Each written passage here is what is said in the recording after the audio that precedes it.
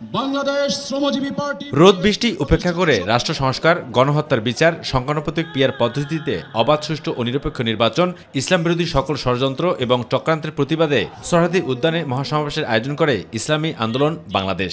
মহাসমাবেশ প্রমাণ করছে ফেসিবাদ বিরোধী বিভিন্ন রাজনৈতিক দলের নেতারা সমাবেশে যোগ দিয়ে গণ অভ্যুত্থান পরবর্তী নতুন বাংলাদেশে ফেসিবাদের কোনো ঠাঁই নেই মন্তব্য করে পিয়ার পদ্ধতিতে নির্বাচনের দাবি তোলেন।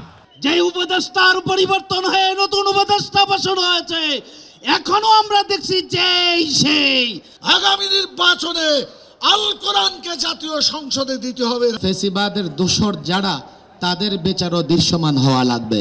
বাংলাদেশের মানুষ শাহাদাত বরণ করেছিল এই জাতিকে মুক্তি দেওয়ার জন্য।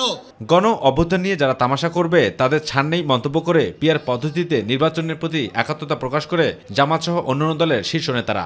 এই দেশের স্বাধীনতা সার্বভৌমত্ব বিপন্ন হওয়ার যদি আর কোন সূত্র আসে, আমরা একজন আবু সাইদ মুক্ত হয়ে যাই।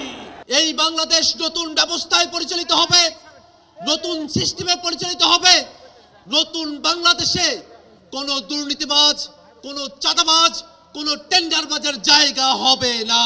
জুলাইয়ের যোদ্ধাদের যে রক্ত দেওয়া, সেগুলোকে আমরা যতক্ষণ ধারণ করে সামনের দিকে এগিয়ে চলবো, ততক্ষণ কারো প্রপাগান্ডা আমাদের কিছু আসে যায় না। আমরা বলতে চাই, কোন দু একটি দলের উপরে ভিত্তি করে দু একটি দলের কথায় সংস্কারের নকশায় পরিবর্তন আনা যাবে না। নির্বাচন কমিশনের প্রধানকে আমি বলতে চাই, আজকের এই সমাবেশ থেকে, এই জনসমুদ্র থেকে এই বার্তা যদি আপনারা বুঝতে ভুল করেন, পিয়ার পদ্ধতি ছাড়া নির্বাচন বাংলার মানুষ গ্রহণ করবে না। 16 দফা দাবি তুলে ধরে প্রয়োজনে গণভোটের আয়োজনের আহ্বান জানান ইসলামী আন্দোলনের আমির মুফতি সৈয়দ মোহাম্মদ রেজাউল করিম। পিয়ার পদ্ধতিতে নির্বাচন আয়োজন করার কোনো বিকল্প নাই।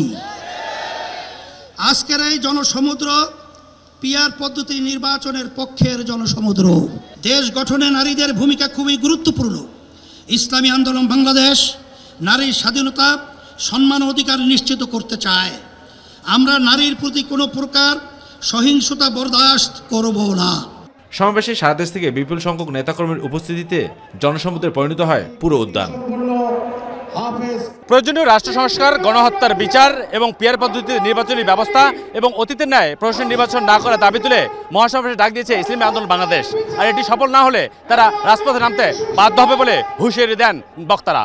সরহাদ উদ্যান থেকে আবু সৈয়দ অপু, মাই টিভি, ঢাকা।